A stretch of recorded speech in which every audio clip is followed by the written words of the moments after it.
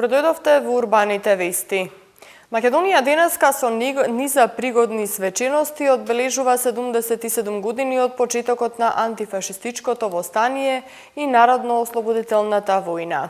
Прва Скопска им го честита празникот на сите македонци. Останата со нас следуваат Урбаните вести.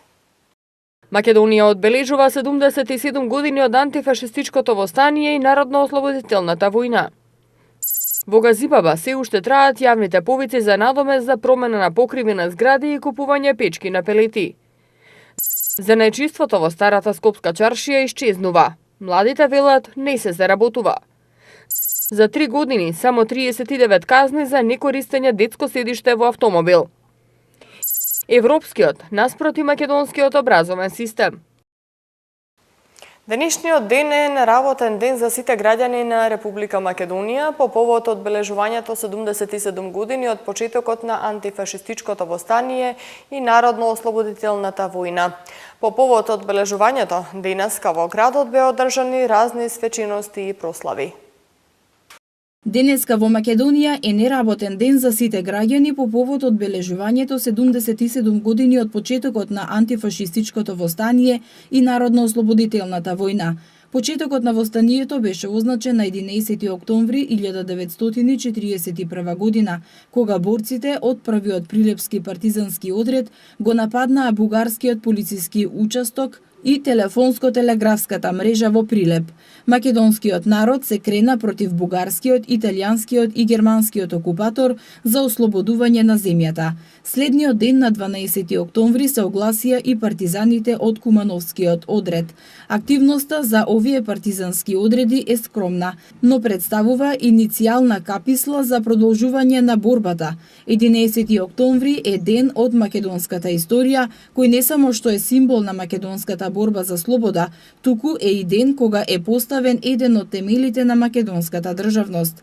На тој ден им се оддава почит на сите учесници во вооруженото антифашистичко и народно-ослободително востание, поради самиот факт дека се работи за голем настан од македонската историја. Низ државата се организираат разни свечености и прослави. Граѓаните на општина Газибаба се уште може да аплицираат за надомест на средства за промена на покриви на згради и за купување печки на пелети. За покривите општината покрива 100% од вредноста на изведбата, додека пак за печките на пелети доделува средства во висина од 70% од сумата, но не повеќе од 30.000 денари. Во општина Газибаба во тек е јавен повик на кој заинтересираните следници во стамбените згради може да конкурираат за добивање средства за реконструкција на кровот, сакајќи да се заменат азбесните кровови, а воедно и да се оствари еден од условите потребни за изведба на енергетски ефикасни фасади на зградите. Општината обезбеди средства од буџетот во висина од 5.500.000 денари и се додалуваа до нивно целосно искористување. Финансиските средства ќе се користат за целосен надомест во износ од 100% од вредноста на изведбата, но не повеќе од 800.000 денари. Јавниот повик за финансиска подршка за реконструкција на кровови на стамбени згради е во тек и ќе трае најдоцна до 31 декември оваа година. Право на учество имаат граѓаните од стамбените згради во општина Газибаба, за кои согласно деталниот план не е овозможено проширување или доградба на зградата. Од општината информираат дека по завршувањето на јавниот повик, претседателот на посебно формирана комисија свикува седница на која ќе се разгледуваат пристигнатите барања и по кои ќе се одлучуваат. При разгледување на барањата предвид се зема староста на зградата, како и моменталната состојба и оштетеност на кровот. Граѓаните при поднесување на барањето треба да имаат следната документација: одлука за реконструкција на кров подпишана од мнозинство сопственици на зградата, извод од план, тековна состојба на заедницата на сопственици и копија од жиросметка и изјава заверена на нотар од подносителот на барањето, дека нема добиено финансиски средства за реконструкција на кров, лифт или фасада од било кој друг извор во Република Македонија. Граѓаните своите барања со потребната документација може да ја поднесат преку пошта или лично во архивата на општина Газибаба. Во општина Газибаба се уште трае јавниот повик за надоместување на дел од трошоците на граѓаните на подрачјето на општина Газибаба за купување печки на пелети.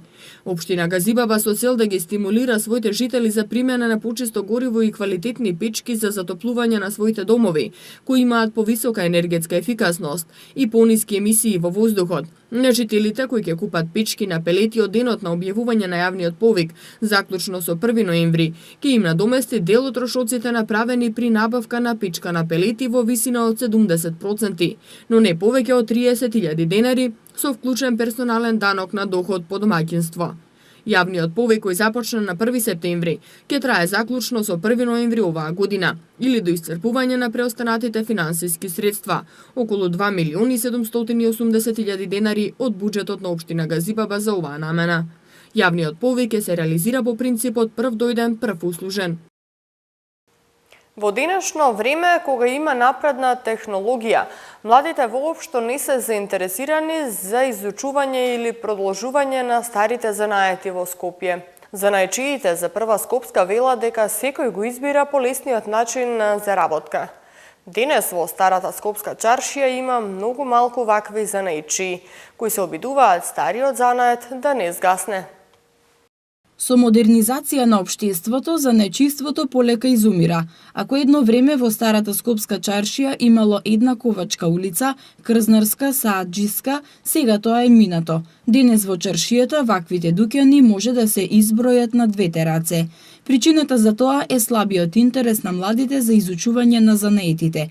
Екипата на Прва Скопска го посети единствениот дуќан за изработка на музички инструменти на браќата Димитар и Љубомир Гиевски. Како што рече Љубомир, овој занает екзистира во чаршијата повеќе од 80 години.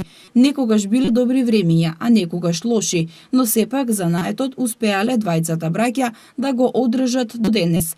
Љубомир овој занает го работи од 60-тите години и изработува разни музички инструменти, како мандолини, примови, гитари, дајре, тарабуки, тапани и тамбури. Во еден период изработувале повеќе мандолини, бидејќи имало поголема побарувачка. Период изработувавме повеќе мандолини, затоа што во Титова Југославија имаше оркестри по основните училишта и се бараа многу мандолините и ги заработувавме масовно за фирмата Македонска книга, која ги праќаше во сите школи и ги продаваше на ниво на Македонија и низ Југославија. Меѓутоа тој период згасна. Сега училиштата не можат ни жици да си купат, а камоли мандолини да купат. Малце е тешко. Љубомир вели дека во изработката на овие инструменти е вложен голем труд. Се изработуваат од масивно дрво, а постапката е тешка и макотрапна. Годишно се продаваат само по неколку инструменти. Овие инструменти ние што ги изработуваме се изработени од масивно дрво. Значи нема фурнири, нема шперплочи. Се што е направено е како што се правело пред 50 на години. Значи, инструментите се вредни и се професионални. И се малце скапи, и затоа немаме муштери. Значи, многу голем труд ја вложено, за да се направи од масивно дрво еден инструмент, многу треба прашина да се направи, многу лакови и многу труд и зној. Тако се работи еден, многу подолго се. А ако се работи во група, 10 на 20, ние имаше време, кој кажував за во Титова Југославија, изработувавме по 50 мандолини одеднаш, така да времето беше многу пократко. Љубомир вели дека младите не се интересираат за ваквите занаети, а причината е тоа што сметаат дека не носи доволно финансиски средства. Многу е тешко, да ти кажам. Еве, ние двајца сме овде, браќа што го работиме занаетов, и нашите синови не сакаат да го работат. И еден ден ќе згасне. Прашање е време само кога. Зашто? Затоа што сметаат дека не носи доволно пари. Зашто не ги земавме кога беа малецки со нас? И кога беа возрастни, затоа што ова не носеше, ние двајца делиме од ова. И две фамилии ранме. Ако донесемевме уште двајца, значи дуќанот не вади толку за да може да храни 4 фамилии. Сега во некои други времења другачие беше. Во моментов е катастрофа работа. Луѓето што произведуваат во денешно време во старата Скопска чаршија се многу малку и може да се избројат на рацете, а другите се трговци. Па да ви кажам, луѓе што произведуваат нешто, без разлика, еве го шапкарот до мене, производител. Имаме свеќар што произведува свеќи, имаме лимар што прави разни ќумци, котли, значи имаме ковач, имаме некој златар, имаме шнајдер еден, на прсти може да се избројат, на двете раце, и толку. Сите други се трговци.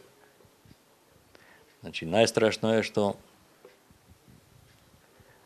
во еден период луѓето како стареат, така си заминуваат.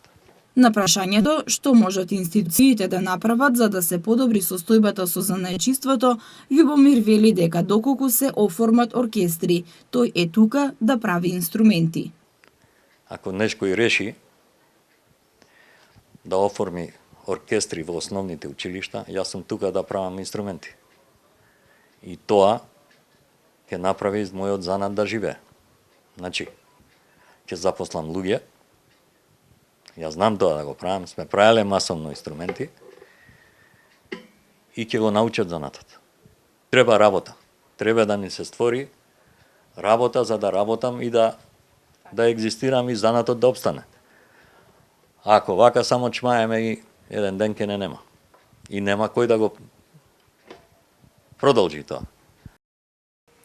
При судир со брзина од 50 км на час, бебе од 5 кг добива маса од 100 кг, што е невозможно да го задржите в раце и да остане безбедно. Затоа е многу важно да користите детско седиште во автомобил и тоа треба да биде од безбедносни причини, а не затоа што е законска обврска. Во Македонија за 3 години, откако е законска обврска дете до 5 години да се вози во детско седиште, изречени се 39 казни за некористење детско седиште. Важноста од употребата на детски седишта и постојана едукација на родителите по прашањето за безбедноста на децата во сообраќајот е постојано актуелна тема. Имајќи ја предвид поразителната статистика кога е во прашање безбедноста на децата патници во сообраќајот, може да се заклучи дека користењето на детските седишта се наметнува како нужна потреба. Користењето на детските седишта од една страна е задолжителна законска обврска за деца до 5 години, но истовремено представува и морална одговорност на секој родител. Секој родител мора да биде свесен и одговорен кога е во прашање животот и безбедноста на децата. Односно, користењето на детските седишта е одраз на родителска одговорност. Оправдување и изговори не смеат да постојат. Цената што ја плаќа детето со својот живот поради тоа што родителите немаат време, не сакаат или не се доволно информирани за користење детско седиште е огромна. Односно, не смеат да постојат изговори и оправдувања како што се одиме само до продавница, градинка или парк. Најголемиот број од сообраќајните незгоди во кои страдаат децата се случуваат кога патувате на кратко растојание во населено место. При судар во движење, низ силата која следи, детето или бебето добива таква маса што е невозможно да се задржи во раце. Например, бебе од 5 кг при судир во возење со брзина од 50 км на час, колку што е дозволено низ град, ќе има маса од 100 кг, што значи дека при судирот треба да се обидете да задржите 100 кг во преградка. Неколку родители кои ги прашавме дали користат детско седиште во автомобилот, одговорија потврдно. Дали користите седиште за во кола за детето? Да, обавезно. А зошто го користите? Заради безбедносни причини или заради казните?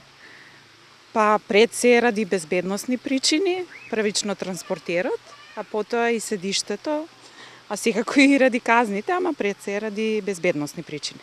Да, бидејќи ја не живеам тука, живеам во Канада, обавезно мораме тоа, само што дојдовме за доброто на детето. Така. Тоа е поради доброто на детето, нели и поради безбедносни причини? Безбедноста, да, и безбедноста. За казните повеќе се казнуваме ние родителите, отколку ако се случи нешто на него, ние ќе се казнуваме. Подобро да има седиште кај што ќе седи, па подобро рад да седиме. Да, ради безбедност на малото. По прашањето пак за правилна употреба на детските седишта, и тука ситуацијата е загрижувачка. Речиси 90% од родителите кои ги користат истите прават ненамерни грешки поради недоволно знаење и искуство, како на пример несоодветно фиксирање на детското седиште и врзување на детето во него. Што се однесува до седнување на децата на предно седиште, веќе е добро познато дека деца помлади од 12 години не смеат да се превезуваат на предното седиште, освен во случај кога се превезува дете помало од 2 години во детско седиште во кое детето се врти обратно од насоката на возење и под услов да се исклучи воздушното перниче. 35 евра и 15 негативни поени е казната ако родителите не ги возат децата во детско седиште во автомобил. Во Македонија оваа обврска е заложителна од 2015 година и за речиси 3 години се изречени само 39 глоби за овој прекршок. Родителите во земјава бавно ја прифаќаат практиката да ги врзуваат децата додека ги возат. Безбедноста на децата во сообраќајот не е право на избор, туку ваша обврска. Затоа користете детско седиште и возете ги безбедно вашите најмили до посакуваната дестинација.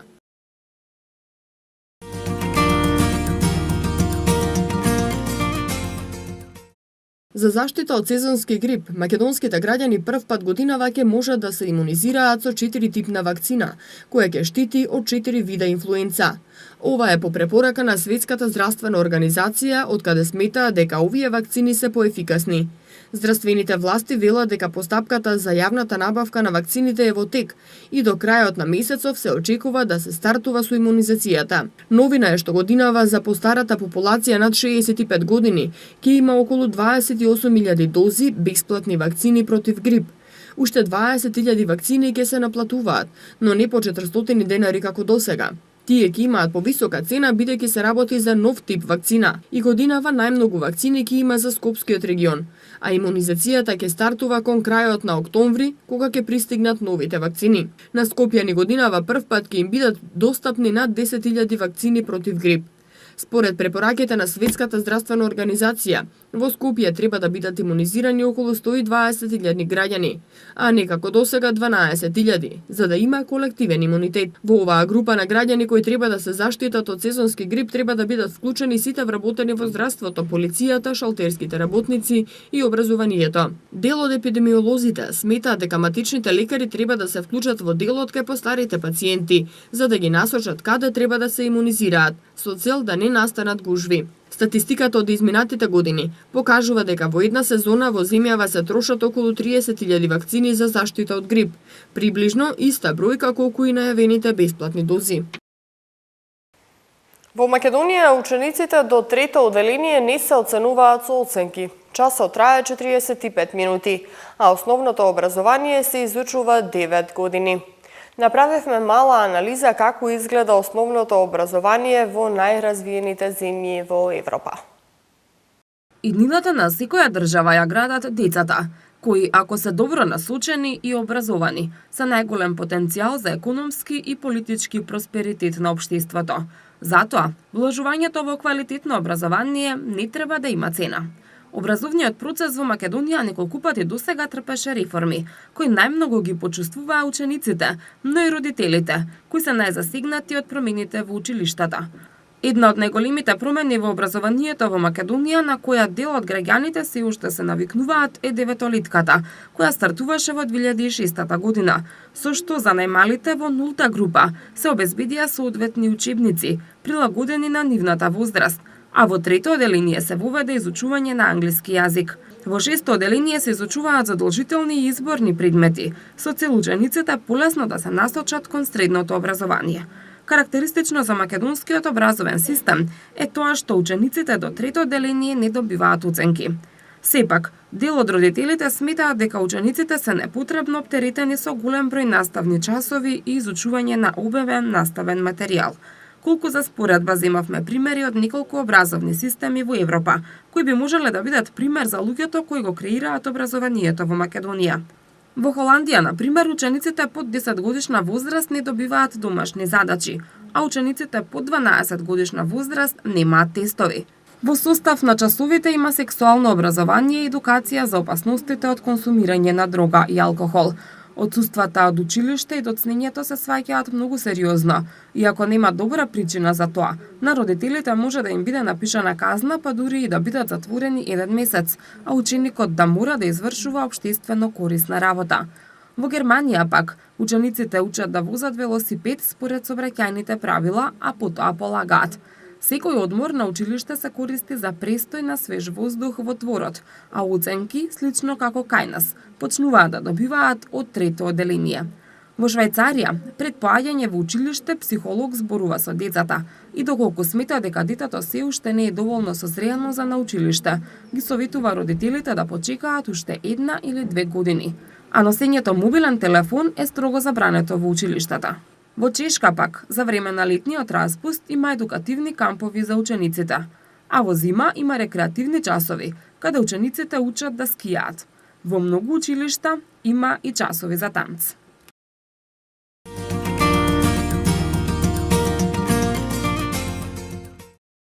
Во состав на 44-то издание на Саемот за мебел, со свој изложбен простор се промовира и Интермебел, фирма за мебел која ја представи новата серија на софи со единствен дизајн, функционалност и економичност, кои се резултат на креативните дизајнери, а инспирирани од потребите на купувачите. Представниците на оваа реномирана компанија за производство на мебел нагласуваат дека со постојаните промени во дизајнот и надоградби во процесот на производство излегуваат од границите и одат чекор понапред во креирањето на производите. Најатрактивната и најуредена изложбена просторија веќе трет ден на посетителите им нуди голем избор на луксузен првокласен мебел, секогаш во чекор со највисоките светски стандарди. Целта на компанијата е да понуди мебел и целосни решенија за уредување на внатрешниот простор со модерен и рафиниран дизајн, изработени со несовремена технологија и висококвалитетни материјали. За посетителите на саемот, сепак најинтересни беа фотелите за масажа на Касада. Заинтересираните имаа можност бесплатно да го почувствуваат бенефитот од масажата на фотелите. Фотелите за масажа на Касада, покрај на Саемот за мебел, може да се најдат и во изложбените салони во Скопје, на Јужен булевар, во близина на Стара рампа и во Струмица во индустриската зона Дабиле. Со посетата на изложбените салони, ќе имате можност да пробате и да направите споредба на повеќе типови на фотели за масажа и тестирање на фитнес додатоци со одредени вежби, а ќе добиете информации и за акцијски цени и промоции.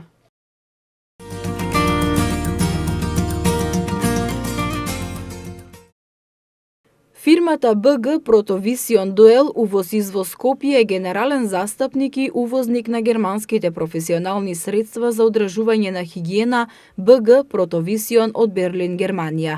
Ги поседуваат потребните сертификати и одлични се за имплементирање на ХАСАП стандардите. БГ Протовисион во Берлин во Германија постои повеќе од 25 години. Значи, во овие средства се вложени искуство од повеќе од 25 години во поглед на одржување на хигиената и на чистењето. Во Македонија се 9-та година како се присутни средствата, за жал не успеваме секаде да ги покажеме, али сега удираме на акција да може луѓето да ги запознаеме, да можат покрај тоа што се професионални средства, одлични се и за домашна употреба, не се паковани во 10-20 литри, туку во литро да може секој да си го набави да го користи. Средствата се концентрати во литр пакување, кај што си има мерици, каде што може да ги трошиме во зависност колку е прља, нечистотијата е застапена, нели? Некаде е понечисто, некаде е почисто, така да ние ќе ги трошиме, зависи секој каква е ситуацијата кај што треба да се чисти. Калк брешерот е прекрасно средство за одржување на хигиена, за отстранување на бигорот, значи на чешми, на санитари, на тушкабина, на плочки, на стари мермери кај што има наложено прљавштини и бигор. Следното средство е шмуц брешер, кој е наменето универзално средство за отстранување на сите нечистотии на било кој површини. Германците што направиле? Направиле одлично средство за бигор, одлично средство направиле за отстранување на другите прљаштини. Следното средство кое најмногу го сакам, значи е Дезинфект Фреш, кој пријатно мириса и за секојдневна употреба за било каде. Овие средства се сертифицирани во Германија, исто така и во Македонија, значи се користат во гастрономијата, во млечната индустрија, во прехранбената индустрија, со една збор секаде кај што имаме потреба да исчистиме. Нашата фирма се наоѓа во Кисела вода, кај Чешма, наспроти училиштето Партенije Зоографски, на улица Досит Обрадовиќ 13А. Иначе имаме застапници низ цела Македонија, по сите градови, значи лесно може да бидат достапни до вашите домови, до вашите фирми, училишта и така натака. Може исто да не контактира на 078 380 687. За во Скопје застапници ни се Home Max, која се наоѓа на Пластичарска улица, производите во секој време ги имаат, а исто така и во Кругер маркетот на патот Сингелиш према Рачинова. Средствата се користат во хотели, ресторани, пекари, сладкарници, месарници, училишта, градинки, салони, млекарници, магазини и секаде каде што е потребно во одржување на хигиена. Се употребуваат професионално, а исто така и во домакинства за површини со бигор, нечистоти, масни наслаги на росфрајд, плочки и други површини. Средствата се концентрати во пакување од 1 литар и имаат многу пристапни цени, а одлични се за генерално и тековно чистење. Според податоците од Управата за хидрометеоролошки работи, во наредните денови дневните температури ќе бидат без позначителни промени, додека пак утрата ќе бидат малку постудени. Во Скопје времето утре ќе биде сончево со температура до 24 степени. За време на викендот температурата ќе достигне 24 степени в сабота, 23 в недела и понеделник исто така 23 степени. Со ова информација ги завршуваме денешните урбани вести, а вие повеќе информации може да најдете на нашата веб страна и на Facebook фан страната, Twitter и YouTube. Ви благодарам на вниманието. Пријатно!